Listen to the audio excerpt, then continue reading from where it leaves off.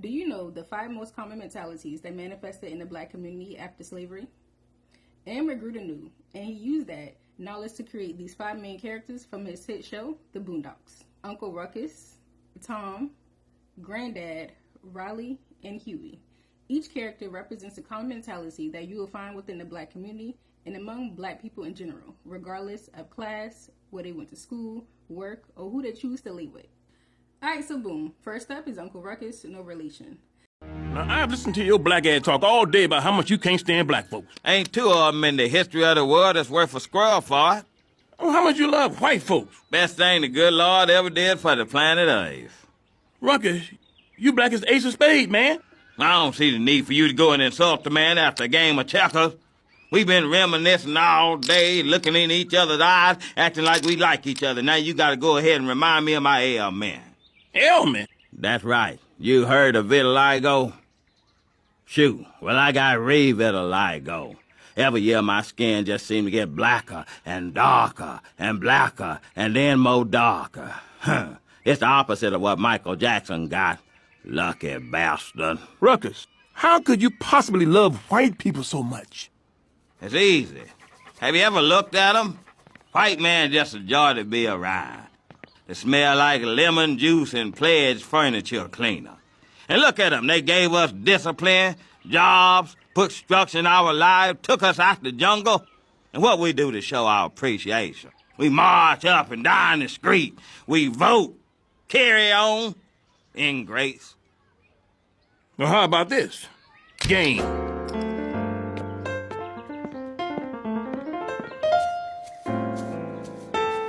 Nigga. Uncle Ruckus represents internalized racism or self-hatred.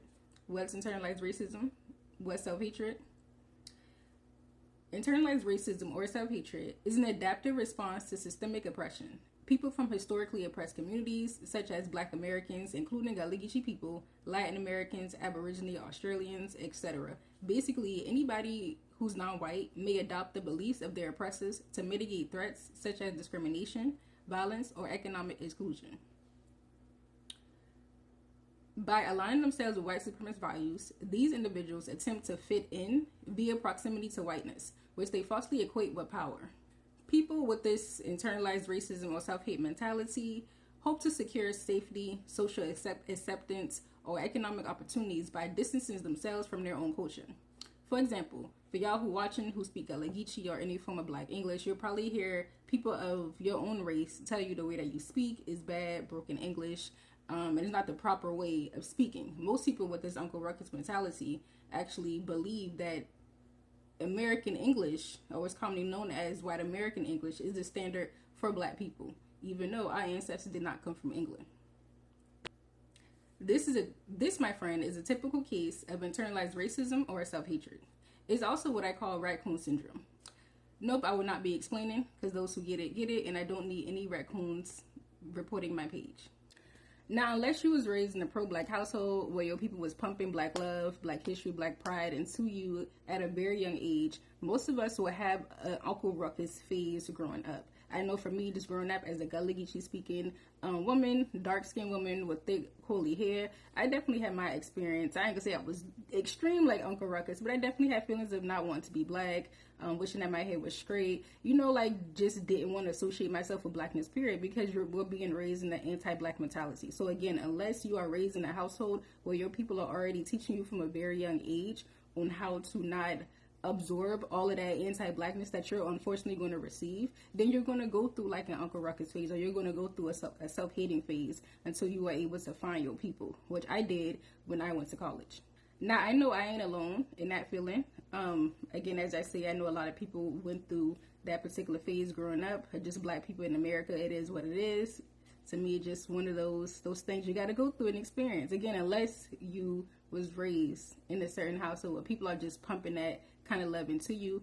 And I actually learned that and got that from Dr. Joy DeGruy, which I highly recommend y'all check her out in her book, Post-Traumatic Slave Syndrome. Because she said for her growing up, she always loved being Black. And she didn't understand why she would meet other Black people. And they felt like being Black was something bad. Even in her book, which is what led her on her journey to talk about Post-Traumatic Slave Syndrome, she would be confused on why when somebody would insult each other, they would say Black, you. Like oh, you black and ugly, or you black and big, as if the black was the insult. And she'll be confused at a young age saying, well, we all black, so why is that the first insult? So that's just a little nugget for y'all to go check out her book if you are still struggling with that internalized racism or anti-blackness. And to bring up another doctor, a psychiatrist who recently became an ancestor a few years ago, is Dr. Frances Cress Wilson. Her quote was actually in the beginning of the movie Baby Boy. She emphasized that the phase of internalized racism or self-hatred that many of us may experience ain't a conscious choice, but a psychological defense mechanism.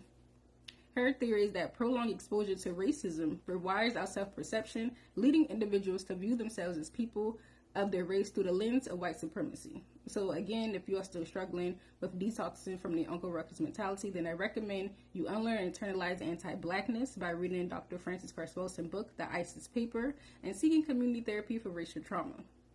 But a task you can start today is to answer this question in the chat or in your own personal journal. Do I equate whiteness with worth? Next up is Tom.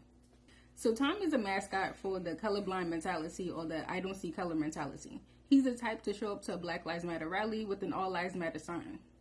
This type of mentality loves to ignore race to avoid accountability. This mentality is common in interracial couples and people who exclusively or mainly only date people outside of their own race. Now, before y'all, if it ain't snowing, I ain't going, folks, to get in my comments or trying to report my page. I personally don't care who you lay with, who you sleep with, who you choose to procreate with, as long as you ain't messing with no churn, no animal, and you ain't downing or putting down your own race. And we recently witnessed how this mentality can be dangerous in the case of Tevin Rackins and his girlfriend Hannah Cobb. Telvin was a black man who was shot and killed by his white girlfriend Hannah, who allegedly was just cleaning her pew before it went off. Now, Telbo made multiple social media posts saying disparaging remarks about black women. One comment, he stated he would rather commit bestiality than to be with a black woman. But he said the dog gotta be white. So as we see from the Telbo example, his mentality, I would honestly say, would probably be a mixture of Tom and Uncle Ruckus, because he was really deep in that sunken place. But to better understand Tom's colorblind mentality, let's review scholar Dr. Beverly Tatum quote, who compares racism to smog. Smog is something that we all breathe, but we pretend that we're not. So just like racism, especially people who are tend to be colorblind, we know that race exists, but we're pretending that it's not there. But just like smog, is the smog still impacting our health? Dr. Georgia Grew also links colorblindness to the preservation of white supremacy, because by refusing to acknowledge race, society avoids addressing systemic bias embedded in institutions such as mass incarceration, redlining, and the school-to-prison pipeline. For example, schools that adopt the colorblind policy often fail to address racial disparities in discipline, resource allocation, worsening inequalities, which worsens inequalities. So now, why is Tom colorblind mentality dangerous? People usually adopt this mentality as a way to avoid accountability, and again evade difficult conversations about privilege, bias, and reparative justice. You usually hear people say the way to end racism is to just stop talking about it. But if I broke your arm and I told you just don't talk about it, would your arm still not be broken? Would you still be in pain? Yes, the only difference is now your pain is silent, but you still sitting there with a broken arm. And as the late great Zora Neale Hurston once said, if you are silent about your pain, they'll kill you and say you enjoyed it. So we owe it to our people to not be silent about any form of racism that we experience or that we see.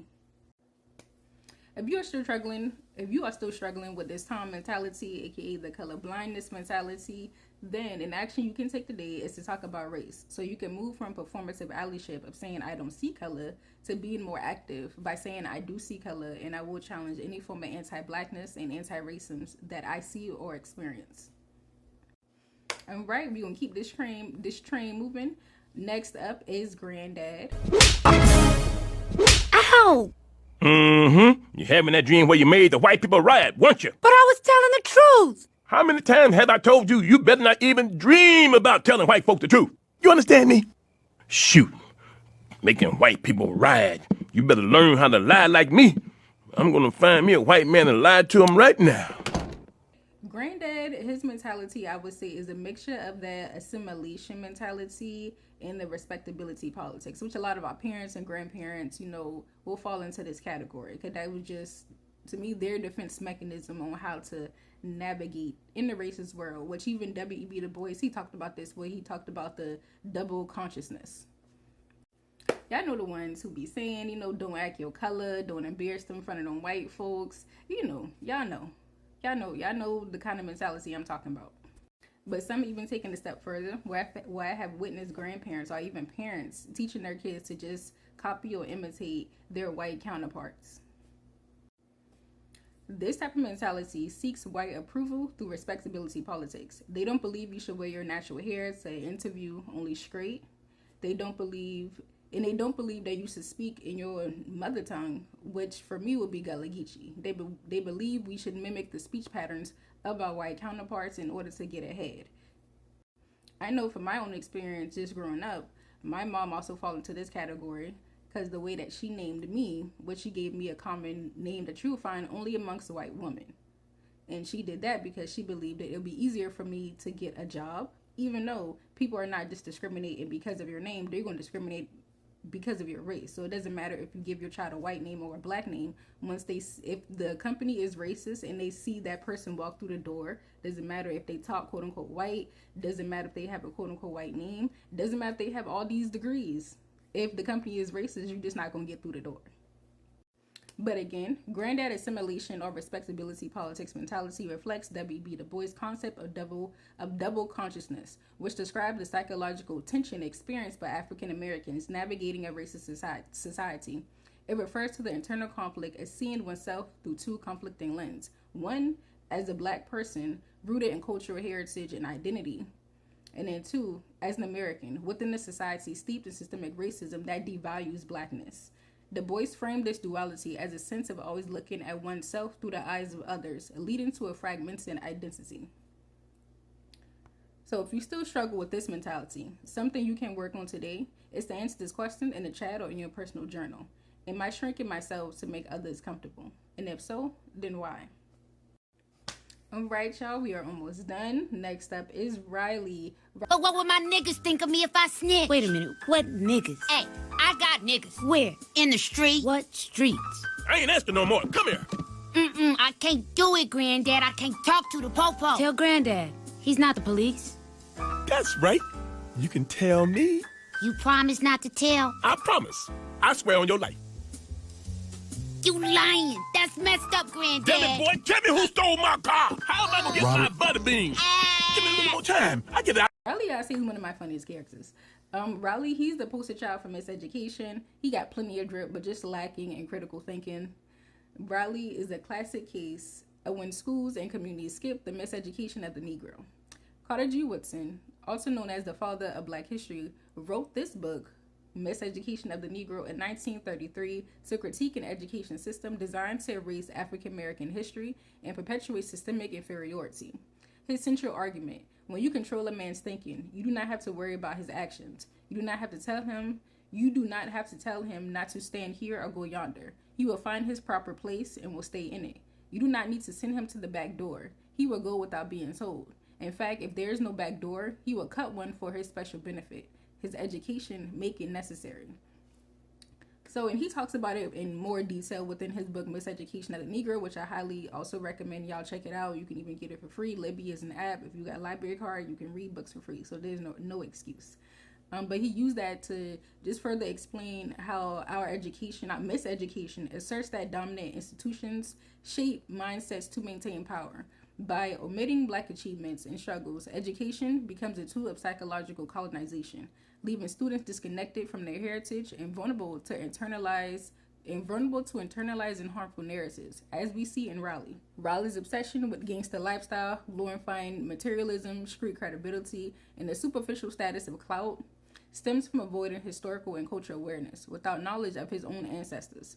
Riley lacks role models who exemplifies purpose-driven success. Instead, he adopts mainstream media, narrow definitions of Black masculinity, hypermaterialism, aggression, and performative toughness.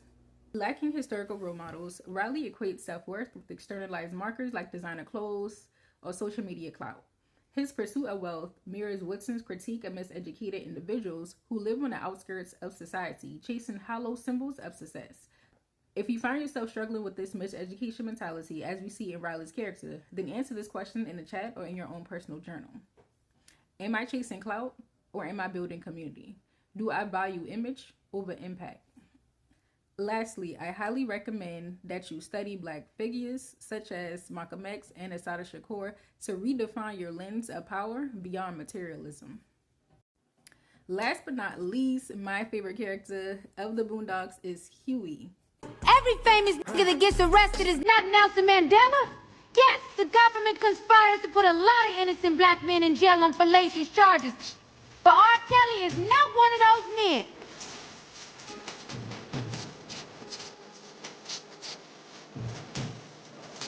You a fan of R. Kelly? Then get some counseling for R. Kelly. Introduce him to some older women. Hide his camcorder. But don't pretend like the man is a hero. And stop the damn dance. Act like you got some... Huey mentality is what people would consider revolutionary. A revolutionary mentality challenges the status quo, critiques systemic racism, and embodies the spirit of Black liberation. Huey's worldview, rooted in historical awareness and critical consciousness, offers a blueprint for dismantling the psychological legacies or lens of slavery and white supremacy. He refuses to accept the superficial solutions to systemic problems, while others in a fictional suburb of Woodcrest cling to assimilation, such as Granddad, materialism, such as Riley, self-hate, such as Uncle Ruckus, or colorblindness, such as Tom. Huey confronts oppression head-on. He critiques police brutality, media manipulation, capitalism, and any forms of oppression, especially white supremacy. But he also doesn't hold back when it comes to just the ignorance even within Black culture. Huey clarity goes beyond just his age, challenging the intellectual revolutionaries like Assata Shakur and Fran Hampton. Huey revolutionary mentality reflects his understanding that liberation begins with decolonizing our mind. His revolutionary mentality is strategic, as you see in one episode. Huey goes on a hunger strike as a protest against BET. Okay, and public relations? Mistress Lever, we got one thing to report, alright? Some little nigga named Huey Freeman. Apparently he all critical of the network and talking about he's starting a hunger strike. Why? What did we ever do to him except try to destroy Black people? What's the problem? This hunger strike will continue until BET is taken off the air, the office is shut down, and all its top executives commit Japanese ritual suicide. He's just a kid. No one can stand in my way of destroying Black people. Especially not Huey Freeman.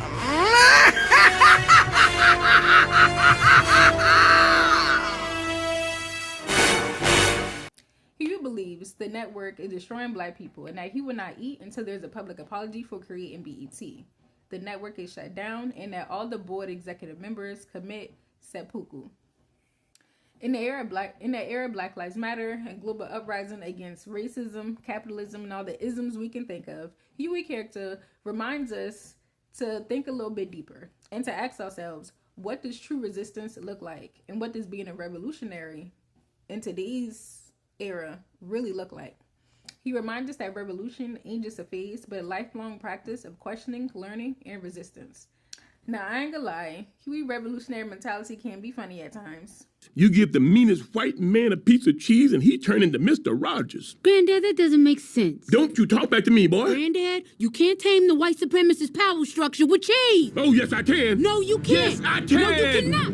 Jeez, how can somebody that old say something that's stupid? I know about white people, too. Like when they talk, they say the whole word like this. Why'd he even move us out here? Probably did it just to make us miserable. And white people take time out to study. I hate this place. And white people arrest you. Man. Hey! Looks like the Fed.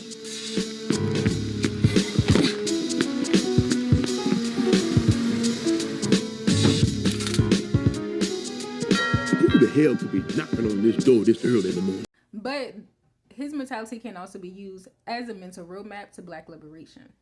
So if you resonate with Huey, which I hope many of y'all do, especially if you Black, regardless of where you at in the world, then fight the power, keep it going, keep learning, keep resisting. But if you also see yourself in any of these other characters, be it Riley, Granddad, Tom, Uncle Ruckus, then your first step is awareness. Remember, healing begins when you confront the lies white supremacy has taught you. So if you found this video helpful or if you enjoyed it, leave a comment in the chat, like, subscribe, and share, and I will see y'all next time for the next video.